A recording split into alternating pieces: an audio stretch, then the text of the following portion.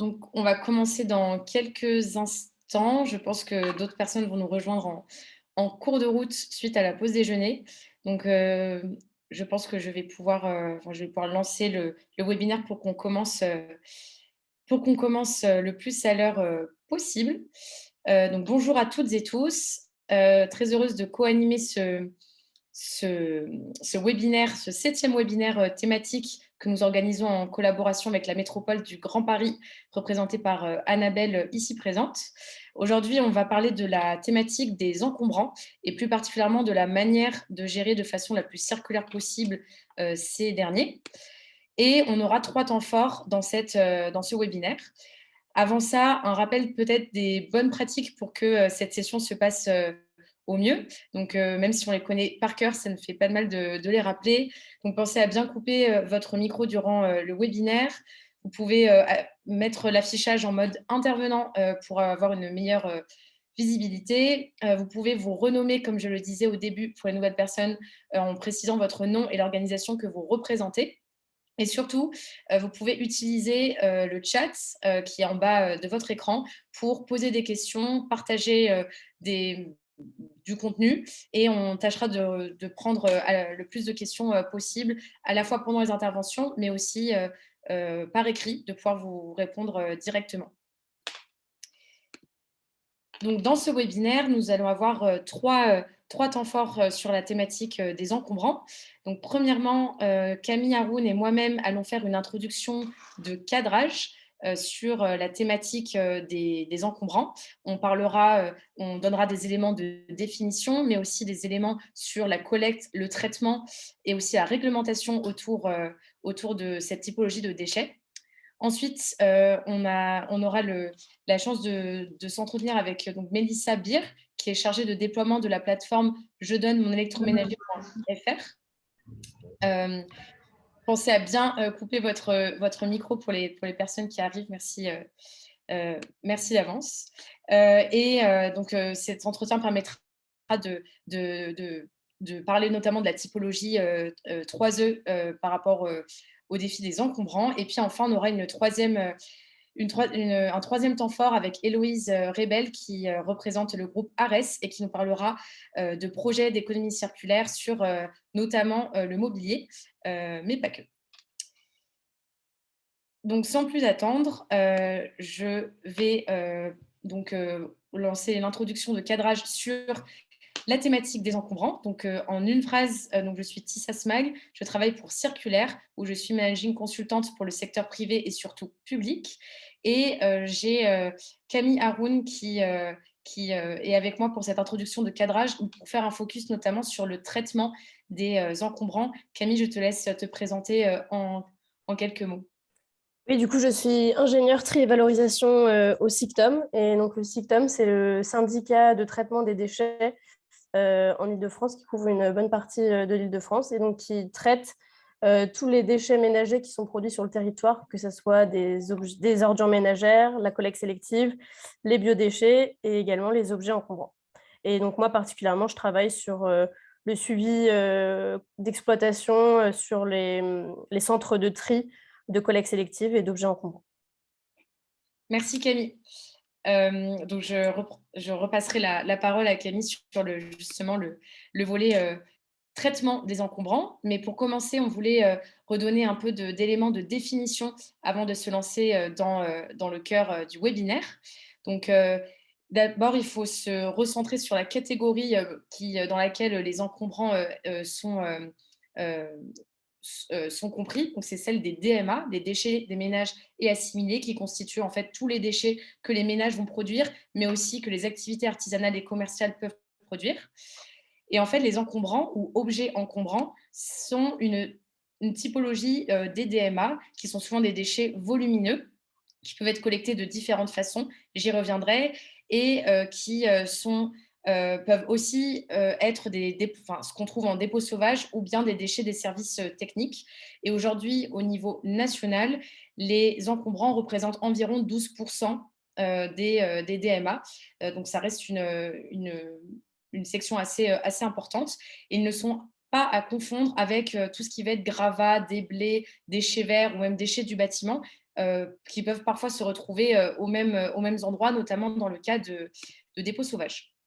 Et d'ailleurs, à ce sujet, on a remis la définition des dépôts sauvages, qui sont des dépôts illégaux et qu'on peut retrouver à la fois dans des espaces privés, mais aussi dans l'espace public. En fait, du moment que l'autorité administrative locale n'a pas donné l'autorisation à ce que des déchets se retrouvent à un endroit, on peut considérer que c'est des dépôts sauvages.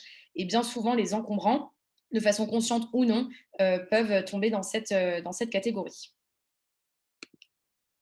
En matière de collecte, là on parle des encombrants qui ne sont pas des dépôts sauvages, il y a 2 types de collecte possibles et cela va varier en fonction de la commune dans laquelle on habite. Donc il y a la collecte séparée en porte-à-porte d'une part et la collecte en déchetterie d'autre part.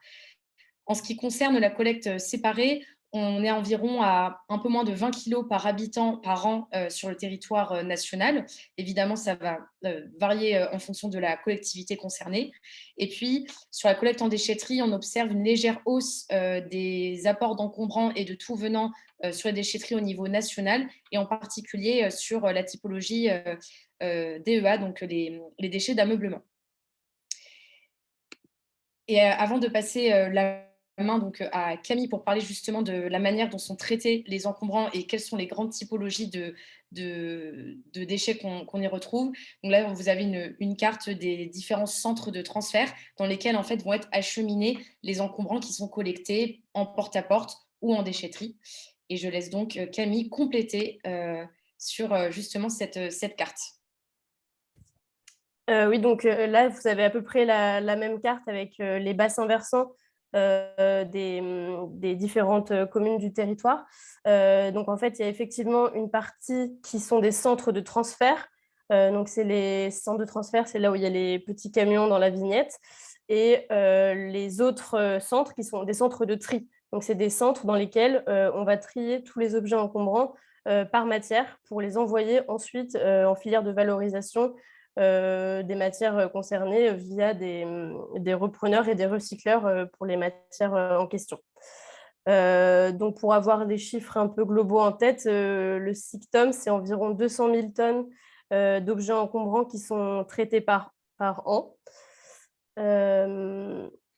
Et donc, voilà, donc de quoi sont composés les objets encombrants qui sont collectés sur le territoire. Donc là, c'est la synthèse de résultats de 344 caractérisations qui ont été faits en 2020 et 2021 sur du coup, des objets encombrants qui ont été amenés sur les centres de transfert ou de tri du territoire du SICTOM.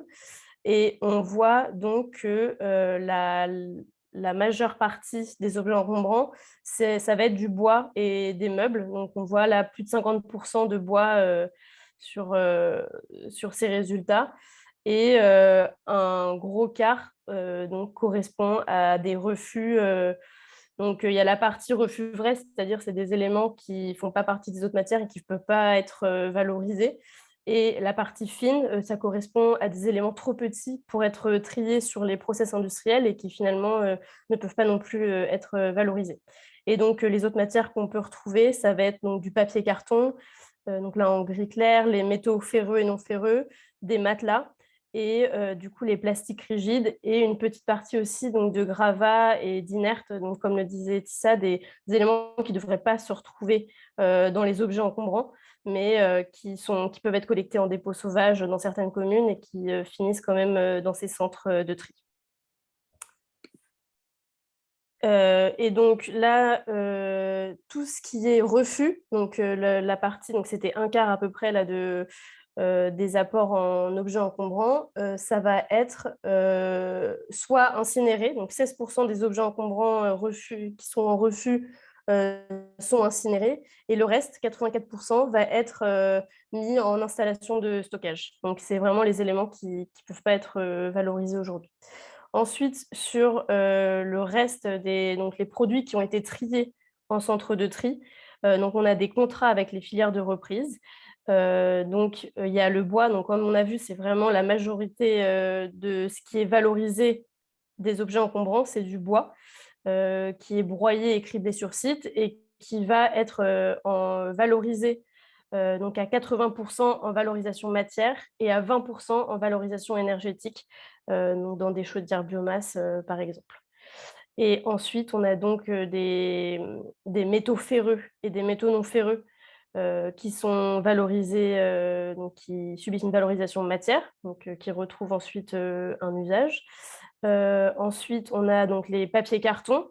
Donc, c'est tout ce qui est fibreux, c'est également, donc ça va en papeterie pour de la valorisation matière.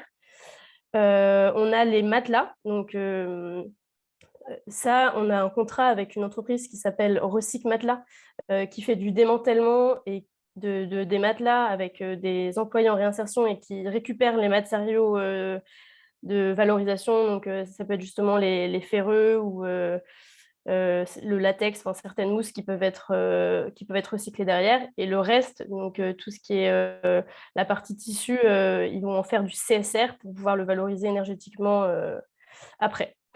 Et la dernière matière, du coup, qui peut être triée dans ces centres de tri, c'est les plastiques rigides, donc en PE, PP, qui sont aussi ensuite recyclés en valorisation matière dans des usines de recyclage.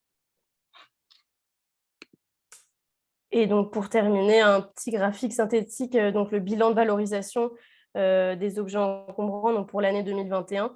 Donc, il y a 48% des objets encombrants qui ont eu une valorisation matière, 19% en valorisation énergétique, donc que ce soit incinération ou bien chaudière biomasse, et ensuite donc le reste, 33%, qui a été enfoui en installation de stockage. Merci Camille pour ces éléments sur le traitement. Donc, donc là, on parle bien du périmètre plutôt francilien, mais ça donne une bonne compréhension en fait, de comment les encombrants sont traités une fois qu'ils ont été collectés.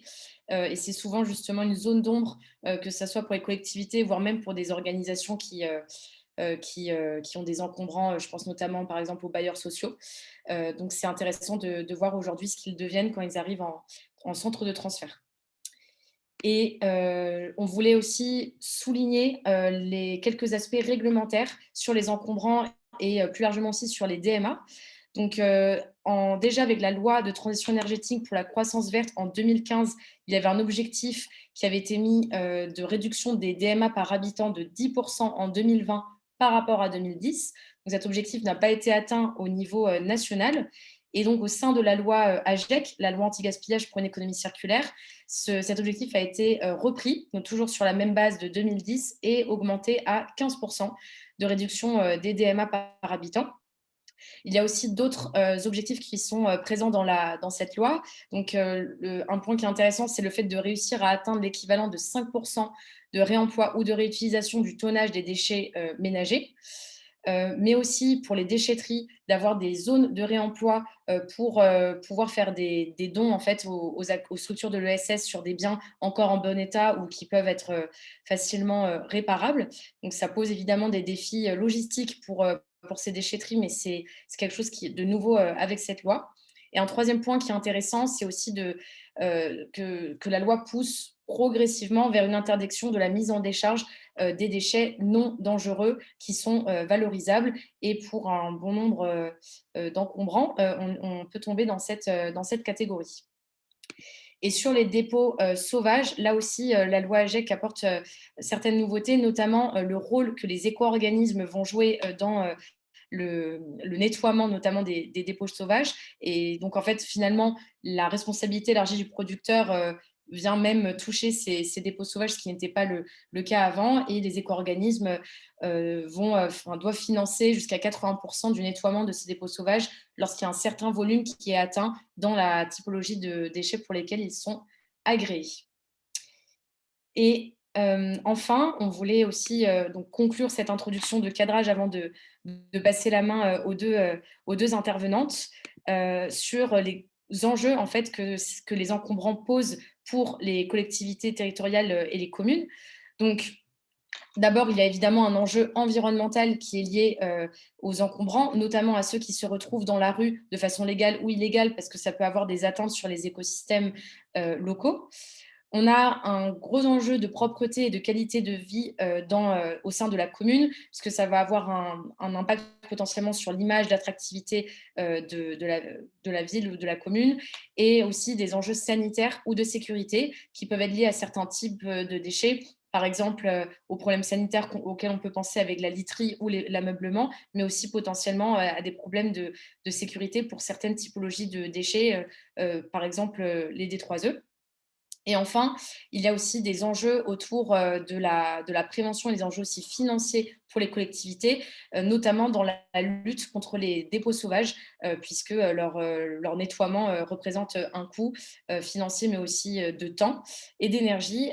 Donc, c'est important de réussir à mettre en place les bonnes pratiques autour de ce sujet. Et donc, les 3 points qu'on voulait souligner sur justement les grands enjeux autour des encombrants pour permettre une gestion plus circulaire de ces derniers, c'est d'abord la prévention. Tout objet qui ne finit pas dans la rue ou en déchetterie parce qu'il a pu être donné, partagé, échangé, vendu ou réutilisé, c'est une très bonne chose. Deuxième point, la massification, puisque si on veut notamment pousser des boucles d'économie circulaire plus courtes, telles que le réemploi, la réutilisation, c'est important d'avoir des flux massifiés pour les différents types de déchets. Et ça aide les structures comme celles qui vont intervenir juste après à mieux les gérer. Et enfin, plus globalement, le fait d'innover sur ce sujet, c'est pas forcément une thématique qu'on entend tous les jours quand on parle d'économie circulaire, et pourtant, ça représente des volumes assez importants au niveau national chaque année. Et il y a beaucoup de choses à faire en matière de communication, de prévention, mais aussi de collaboration autour de la collecte et du traitement circulaire de ces objets encombrants. Et enfin, évidemment, de partenariats qui peuvent être faits entre les collectivités et d'autres typologies d'acteurs. Donc j'espère que cette introduction de cadrage vous a donné quelques éléments de compréhension ou a pu servir de rappel pour certains d'entre vous. Si vous avez des remarques ou des questions, n'hésitez pas à les poser dans le chat. Et sans plus attendre, je vais pouvoir laisser la main à notre première intervenante, Mélissa Bir, qui est chargée de déploiement de la plateforme je donne mon électroménager.fr pour l'éco-organisme écosystème. Donc, Mélissa, je te laisse prendre la parole pour te présenter et dire quelques mots sur l'écosystème pour commencer. Merci beaucoup, Tissa. Bonjour à tous. Donc, je suis Mélissa Bir. Je m'occupe du déploiement de la solution Je donne mon électroménager.fr pour le compte d'écosystème que vous devez très certainement connaître, qui est un des 2 éco-organismes agréés par les pouvoirs publics pour la gestion de 4 catégories de D3E, que sont donc les D3E ménagers, qui ont représenté l'an passé 665 000 tonnes de prise en charge, le secteur des lampes, avec 5 000 tonnes en 2021, les D3E professionnels, avec donc 71 000 tonnes, et puis également les petits extincteurs, donc sur une catégorie beaucoup plus petite, qui ont représenté en 2021 et non pas en 2019, comme je l'ai mal écrit sur la slide, 347 tonnes. Voilà. Donc l'écosystème, pardon, je pense que je vais le rappeler, mais je pense que beaucoup de gens le savent, et donc issu de la fusion entre écosystème ES et Récilum en 2018 pour donc ne former plus qu'un et donc s'appeler écosystème sans le ES désormais. Merci Mélissa pour les éléments de contexte. Et donc là aujourd'hui, on va en particulier parler de la plateforme je donne mon électroménager.fr qui existe, qui est déjà bien opérationnelle. Je te laisse nous dire quelques mots sur le concept, les objectifs et les cibles aussi de cette plateforme. Tout à fait. Donc, je donne mon électroménager.fr est une solution de collecte à domicile au sein du domicile, j'insiste, de gros électroménagers froids et hors froid, donc qui est né, je dirais, il y a un petit peu plus d'1 an désormais sur un secteur test du 92. Donc, cette solution de collecte a été imaginée donc, pour plusieurs raisons. comme vous le disiez tout à l'heure, les objectifs de la loi AGEC beaucoup plus ambitieux sur la part de réemploi que les éco-organismes doivent désormais développer, eh bien, ont accéléré la création de cette solution de collecte. L'idée, c'était également de répondre à un besoin qu'on avait identifié depuis plusieurs années sur le milieu urbain, puisque effectivement, le D3E déposé sur le trottoir, qu'il soit accepté ou non dans les encombrants, aujourd'hui est un flux qui fait l'objet de pillage et donc qui est un produit très plébiscité de la maraude et donc du coup un produit qu'on a beaucoup de mal à capter dans son intégralité. C'est-à-dire que souvent les produits soit ont disparu, soit en tout cas ne sont plus intègres. Et ce qui nous pose donc un véritable souci sur la partie liée à la dépollution. Et puis c'est aussi un moyen d'accompagner certaines collectivités qui aujourd'hui n'acceptent pas les D3E sur le trottoir et qui donc nous ont demandé un coup de main puisque pour soulager leurs services techniques qui étaient donc confrontés à du dépôt sauvage. Voilà. Merci pour les informations. Vous pouvez aller sur la plateforme assez facilement pour la découvrir.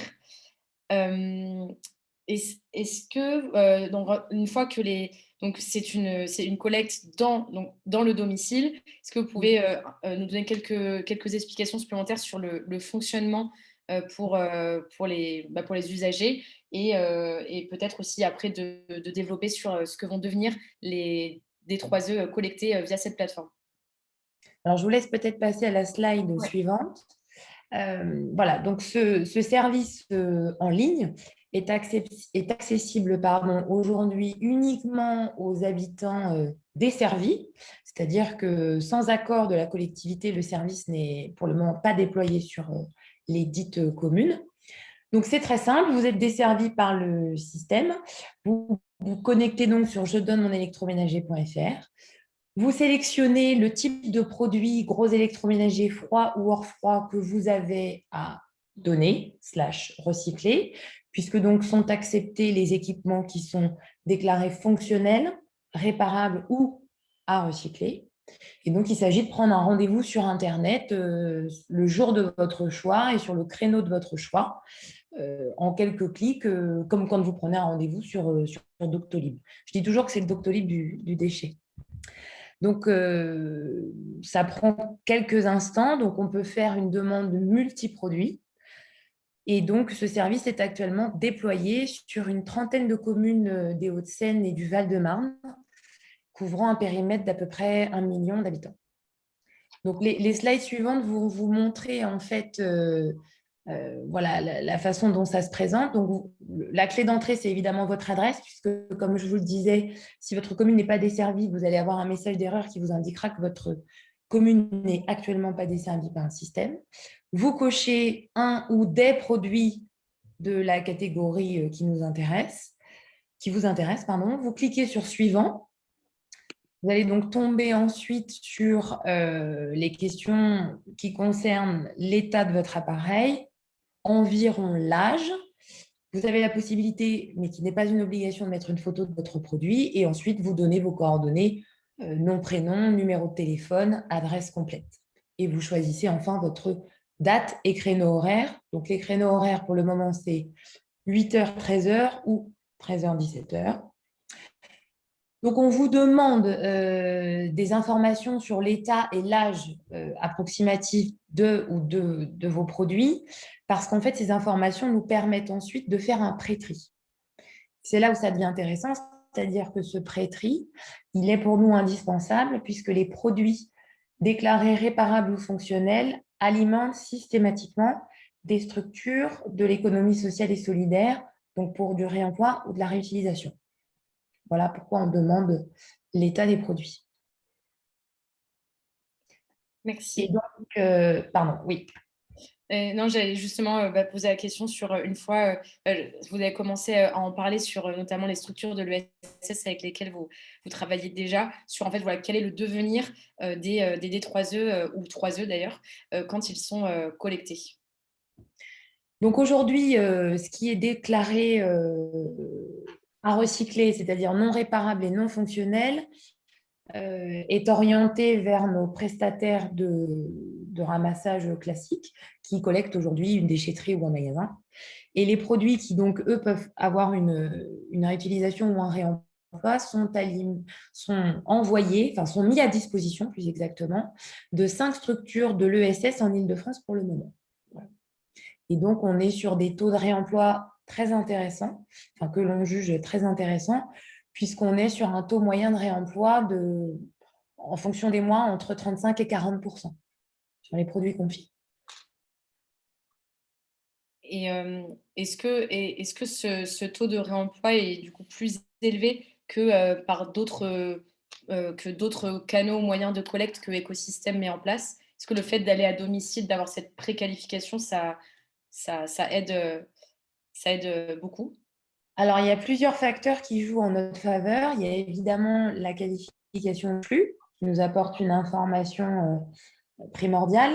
Et puis, il y a aussi la façon de collecter. C'est-à-dire qu'un équipement qui a été collecté dans le domicile, il est donc a priori intègre. Donc ça joue pour beaucoup. Il est aussi, je dirais, préservé. On parle souvent de collecte préservante chez Écosystème parce que finalement, ce produit, il est collecté un peu de la même façon que quand on vous en livre un neuf. Donc, il est traité avec soin. Et puis, quand il est apporté à l'entrepôt, il est mis sur palette. Voilà, on n'est pas sur un point de collecte de déchets, si je puis dire. On est vraiment sur un traitement qui est différent.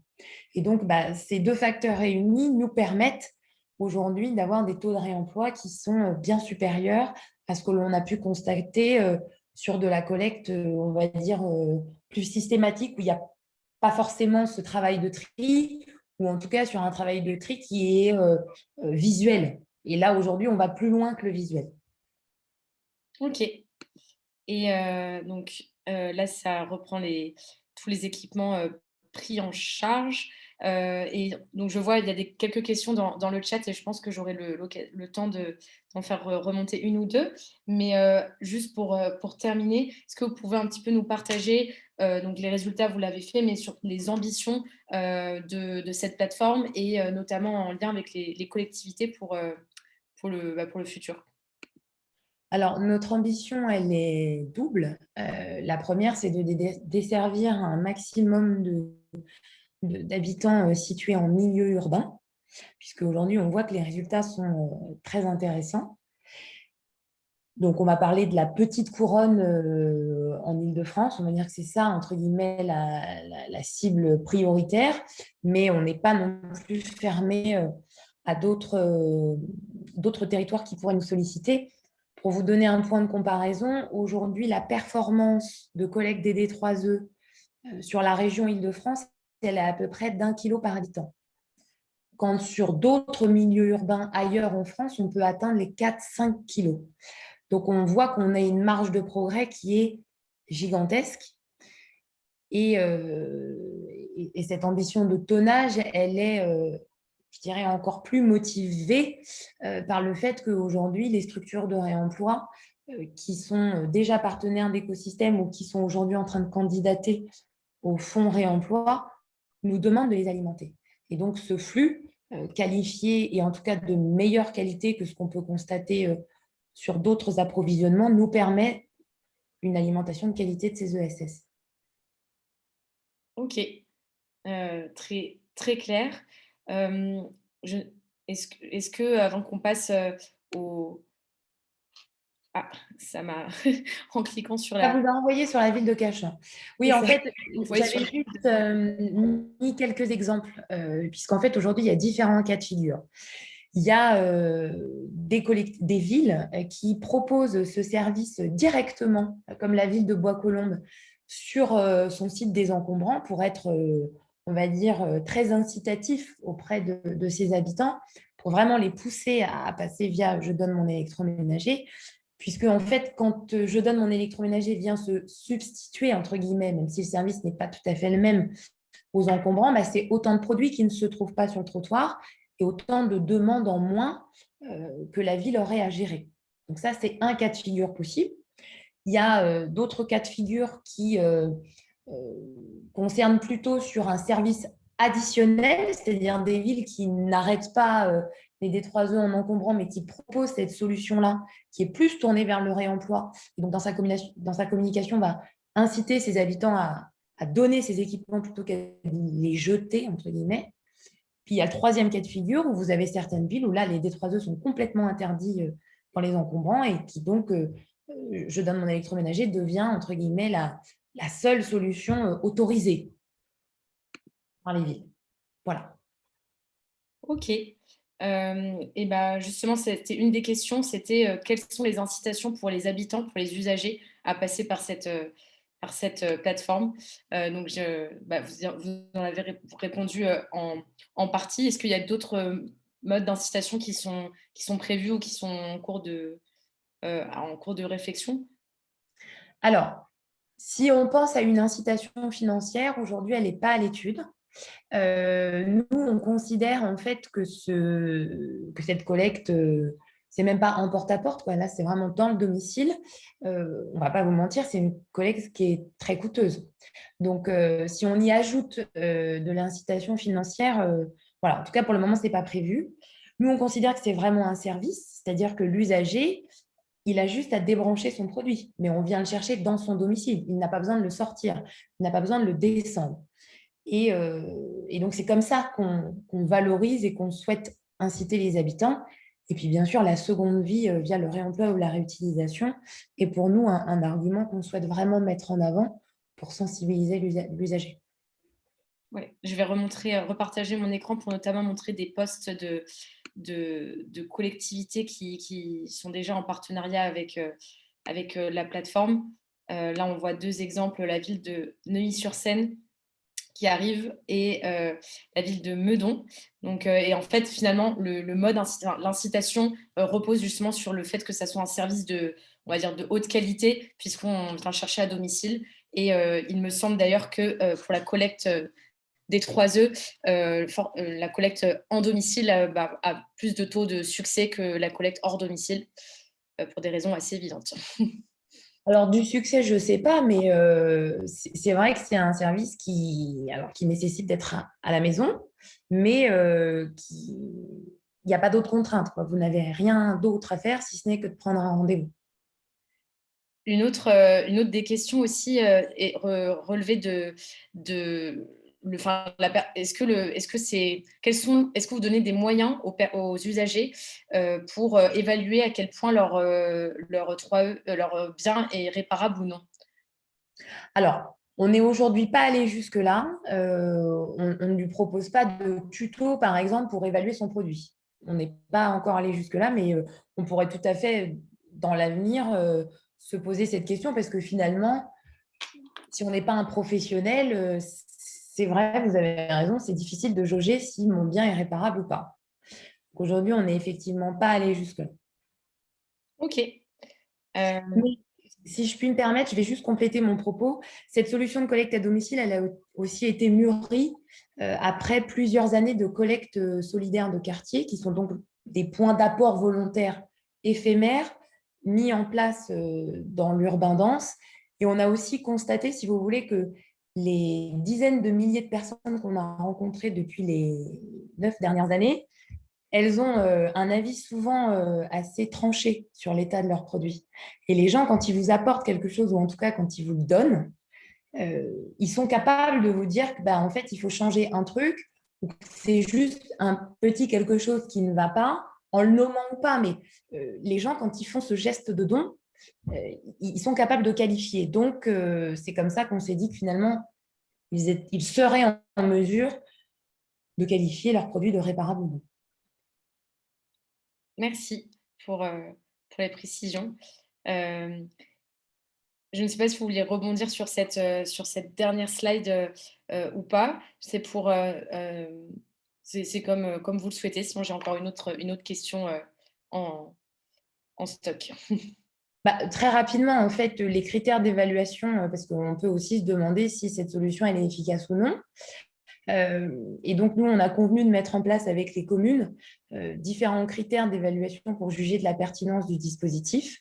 Et effectivement, au-delà du nombre de collectes faites, du taux de réemploi, on regarde aussi si les D3E sont autorisés ou non dans la commune, parce que ça joue quand même pas mal. Et puis, on regarde la communication qui est faite par la ville et par le territoire et par écosystème qui communique sur ces solutions-là, parce que je reste persuadée que la meilleure des solutions que l'on pourrait mettre en place, si elle n'est pas communiquée, pas connue du public, elle servira effectivement à pas grand-chose. Voilà. Effectivement. Merci pour ces différents partages autour de la plateforme je donne mon électroménager.fr. Je pense qu'il y a certaines des communes qui sont présentes aujourd'hui qui travaillent déjà en lien avec la plateforme, peut-être d'autres pour qui c'est une découverte. En tout cas, merci pour ces partages. Il y a peut-être une ou deux questions que je n'ai pas eu le temps de relever. Vous pouvez regarder et peut-être y répondre si c'est possible dans le chat. En tout cas, merci Mélissa pour ce partage. Et donc, on va pouvoir parler donc, je vais pouvoir inviter Héloïse Rebel du groupe ARES à parler aussi de projets et d'initiatives solidaires et circulaires sur des typologies de biens, de déchets qui peuvent se retrouver dans les encombrants. Donc là, il peut y avoir des 3E, mais pas que. Donc Héloïse, je te laisse te présenter et dire aussi quelques mots sur le groupe ARES. Merci beaucoup, Tissa. Donc, bonjour à tous. Moi, je suis Héloïse Rebel, chargée de développement sur les sujets d'économie circulaire pour le groupe ARES. Donc, en quelques mots, en quelques mots, je vous présente le groupe ARES pour ceux qui ne connaissent pas. Est-ce que j'ai la main pour changer les slides? Je vais te laisser la main. Hop. Super, merci. Ce sera plus simple. Hop. Est-ce que vous voyez bien mon écran? Il arrive. Super. Il faut juste le mettre en grand et ce sera parfait. C'est bon? Vous voyez bien mon écran, c'est bon? Ok, parfait. Super. Alors, donc, ouais, le groupe ARES, donc on est un groupe d'insertion par l'activité économique. ARES, ça veut dire Association pour la réinsertion économique et sociale. On est le premier groupe d'insertion en Île-de-France en termes de salariés accompagnés. Et on fête cette année nos 31 ans d'activité. Le but, concrètement, c'est de proposer des prestations à forte valeur ajoutée, à la fois sociale et environnementale. Et notre mission et notre raison d'être, c'est d'accompagner des personnes qui sont donc éloignées de l'emploi pour les aider à se reconstruire par le travail en retrouvant dignité et surtout une autonomie, donc à travers un accompagnement social et professionnel. Donc, tous nos chargés d'accompagnement socio-professionnel vont aider les personnes qu'on accompagne à retrouver une stabilité à travers des métiers, notamment à fort besoin de main-d'œuvre. Donc, c'est vraiment ce qui nous définit, c'est proposer des métiers qui nécessitent de la main-d'œuvre. Et c'est aussi pour ça que je vous parle aujourd'hui concernant les encombrants, parce qu'on voit tous les défis qu'il y a à relever si on veut améliorer cette politique de tri et de valorisation. Pour reprendre quelques chiffres, donc on est en forte croissance, le groupe ARES. On a atteint 1200 personnes accompagnées l'année dernière, donc sur l'Île-de-France majoritairement. On est aussi un petit peu implanté en région Auvergne-Rhône-Alpes, vers Lyon, mais ça reste encore assez petit par rapport à l'Île-de-France. En termes de parcours moyen, on a à peu près, nos salariés restent en moyenne 14 mois chez nous, c'est-à-dire qu'au bout de cette période, on estime, en tout cas leurs chargés d'accompagnement estiment qu'ils sont prêts à la sortie et donc qu'ils sont prêts à travailler dans une entreprise classique car ils ont retrouvé cette stabilité qu'on a aidé, on les a poussés à retrouver. Sachant que nous, donc notre seul critère à l'embauche, ça va être la motivation à faire évoluer sa situation et à travailler par la suite dans des métiers qui leur plaisent le plus possible. Et notre taux de succès, c'est-à-dire notre taux de sortie emploi-formation, donc emploi, c'est au moins un CDD de 6 mois, il est à hauteur de 67%. ce qui est une bonne moyenne pour le secteur de l'insertion. Rapidement, si je repasse rapidement sur le parcours d'insertion, mais vraiment très, très rapidement. Ouais. Ah, pardon. Non, j'allais te proposer d'aller sur les flux, mais je te laisse terminer sur ce. Le parcours d'insertion, bon, j'en ai déjà un petit peu parlé, c'est vraiment une phase de stabilisation pour définir un projet professionnel et surtout se former. Donc, nous, on pousse nos salariés pour qu'ils se forment au métier de demain, notamment, et qu'ils puissent trouver un emploi pérenne par la suite. Pour les métiers d'économie circulaire chez Ares, donc on est spécialisé dans la partie réparation, réemploi, recyclage, notamment sur la partie électroménager et ordinateur, smartphone. Donc, on a ouvert un centre de réparation avec Seb de petits électroménagers. Ça, c'est le premier flux. Mais également aussi un centre de réparation et de reconditionnement de matériel informatique à Ateliers sans frontières, donc dans le 94. Plus récemment, ça j'en reparlerai après, on a lancé un atelier de fabrication de mobilier aussi à partir de bois de récupération. Des tris de déchets, ça on collabore avec Suez. Et enfin, on recycle également du verre plat, notamment des menuiseries, des fenêtres usagées. Voilà pour la présentation rapide de nos activités sur l'économie circulaire. Oui, Groupe Ares fait beaucoup de choses désormais. Est-ce que tu peux nous partager un peu le point de vue de Ares sur la gestion des encombrants et plus largement sur cette typologie de flux assez hétérogène et aléatoire? Quels sont un peu les défis, mais aussi les opportunités qui sont associées à ce type de flux pour vous? Globalement, ce qui pose problème avec on va déjà commencer par les problématiques, c'est ce qui pose problème avec les flux des encombrants, c'est que c'est hyper diversifié et qu'il y a énormément d'encombrants et de flux et de biens différents, comme on a pu voir dans les présentations juste avant. Donc ça, c'est vraiment la partie diagnostic, anticipation de ces flux qui nécessite en fait un site de tri important, mais pas simplement de qualifier le bien comme un déchet tout de suite, mais potentiellement voir un petit peu plus loin. Je reviendrai dessus juste après. Donc ça, c'est plutôt pour les défis. Après, pour les opportunités, pour nous, aujourd'hui, ce qu'on voit, c'est que c'est compatible avec l'insertion, déjà, parce que ça permet déjà, ça ne nécessite pas de compétences particulières, donc il n'y a pas besoin d'avoir des habilitations ou autres qualifications que nos salariés n'ont pas. Ça nécessite du travail en équipe, globalement, voilà, décharger, si jamais on fait ça, par exemple, imaginons on fait ça sur notre propre site, dans notre entrepôt, donc on a ça en propre, on mène l'activité de réception en propre, donc nos salariés seraient en équipe, ça permet d'avoir voilà, un vrai travail de collaboration entre eux, un vrai travail d'assiduité aussi, c'est-à-dire qu'il y aurait des process qui seraient déterminés par matériaux. Donc ça, c'est assez intéressant en termes de compétences aussi, de montée en compétences pour nos salariés.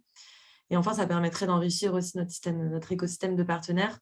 Par exemple, collaborer avec l'écosystème qu'on a vu juste avant. Enfin, tout ça, en fait, nous ne serions qu'un maillon en plus entre la partie réception, enfin, entre la partie collecte et la partie exutoire, fléchage vers les différentes catégories. Merci pour ces partages-là. Est-ce que là, je voulais parler de massification, donc c'est un point que j'avais abordé pendant l'introduction de cadrage. Je te laisse peut-être en dire un peu plus. En effet, je pense qu'aujourd'hui, les gros enjeux liés au respect des encombrants et au fait qu'ils ne soient pas forcément toujours correctement triés et traités, c'est justement cette étape intermédiaire que nous, on pourrait proposer, en tout cas que toute entreprise d'insertion ayant des locaux pourrait proposer. Donc, le but, c'est vraiment de réceptionner, comme je disais. Après, bien sûr, une collecte préservante au maximum. Donc, tout ça, c'est des nouveaux process à prendre en compte. Une étape de qualification et de tri, une étape de remise en état en proposant notamment des petites réparations, ce qui permettrait d'aller vers le réemploi et notamment vers les 5% que la loi AGEC stipule aujourd'hui. avec voilà, une petite réparation assez simple qu'on pourrait faire directement. Et ensuite, pour une fois que ces flux qui auraient été définis, donc imaginons nous partons sur 5 flux, tout ce qui est mobilier, tout ce qui est électroménager, tout ce qui est textile, eh bien, on les redirige vers nos partenaires avec qui on aura fait un premier état des lieux et un premier partenariat sur soit du réemploi, soit de la réutilisation, soit du recyclage quand c'est en mauvais état. Mais le but, en fait, d'une entreprise d'insertion d'intervenir avant l'étape recyclage, c'est vraiment essayer de mieux qualifier les flux et de les séparer au plus possible pour avoir plus de qualité dans les exutoires. Et justement, est-ce que tu peux nous en dire un peu plus sur le réemploi? Ouais. Donc le réemploi, la réutilisation, donc à favoriser bien sûr localement, parce que voilà, ça sert à rien, c'est pas non plus s'amuser à faire transiter des encombrants dans toute la France. Donc nous, ce qu'on fait et ce qu'on a l'habitude de faire en traitant, voilà, ça fait 10 ans qu'on fait du vidage de mobilier divers, que ce soit dans des bureaux ou dans des logements. On a beaucoup fait dans les bureaux notamment, et donc ce qu'on se rend compte, c'est quand même que globalement, si on s'entoure d'un bon écosystème, on peut trouver les bons exutoires. Simplement, ça demande du travail de coordination, ça demande du travail de diagnostic et du travail de fléchage correct. Donc, pour la partie, par exemple, dons, sur du mobilier divers, on peut faire appel toujours à Emmaüs, Aurore, voilà, ces entreprises, ces associations de l'économie sociale et solidaire. Nous, on travaille avec Recyclibre en direct. Voilà, ça pourrait être des fléchages possibles sous forme de dons à des associations. Et après, pour la partie plutôt remise en état ou qui nécessite une partie réparation, en interne, on a aujourd'hui les ressources, notamment avec notre atelier de transformation du bois qu'on a ouvert l'année dernière, Réparcel aussi, puis Atelier sans frontières aussi, sur l'informatique. Voilà, en fait, tout ça pour dire qu'il faut juste s'entourer et créer des synergies une fois que les flux sont bien triés et bien massifiés.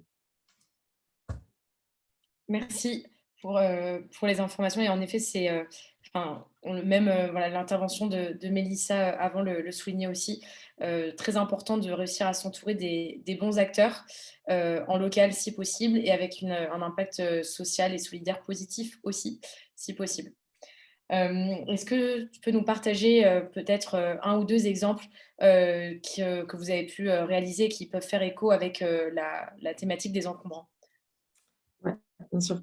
Du coup, on a fait cette année, en janvier, donc le vidage intégral d'une résidence universitaire qui appartenait au bailleur Gessina. On a vidé 90 appartements. Donc là, on allait vraiment de la literie au bureau, en passant par l'électroménager, par la vaisselle, tout ce qu'on peut imaginer dans une résidence universitaire complètement équipée. Et en fait, ce qu'on s'est rendu compte, c'est qu'avec ce travail de coordination et surtout de qualification en amont, avec un bon diagnostic qui a été fait, donc c'est vrai que ça, c'est pas toujours évident dans les encombrants. Mais si on a un intermédiaire et qu'on a un temps suffisant entre la partie avant de qualifier l'élément en déchet, c'est possible de faire du don. Donc, on a fait notamment 90% du mobilier a été donné à des centres d'hébergement d'urgence, notamment celui de la ville de Paris. Donc, ça a permis de faire des heureux dans ces centres-là pour équiper sous forme de donation. Puis après, il y a pas mal de mobilier aussi qui a été recyclé avec Valdelia pour ce qui n'a pas pu être notamment démonté correctement, parce que voilà, il y a souvent de la casse quand même lors des débarras. Voilà, on met toujours les heures d'insertion qui sont réalisées sur nos opérations. Et après, on travaille aussi avec avec l'Île-de-France, avec le conseil régional. On a fait du vidage de bureaux et de lycées. Donc pareil, là, on a réussi à revendre pas mal de mobilier à travers un réseau de brokers qu'on a depuis des dizaines d'années.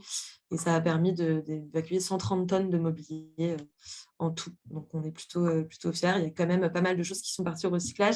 Mais le but, c'est toujours de limiter quand même le DIB, donc voilà, au maximum. Merci pour les exemples.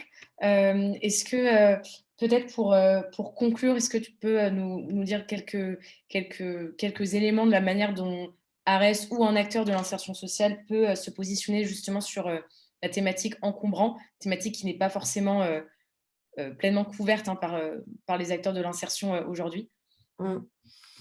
Oui, tout à fait. Du coup, nous, on a vraiment 2 modes opératoires pour résumer sur comment concrètement ça peut se passer. On a 30% de notre activité qui est dans nos entrepôts.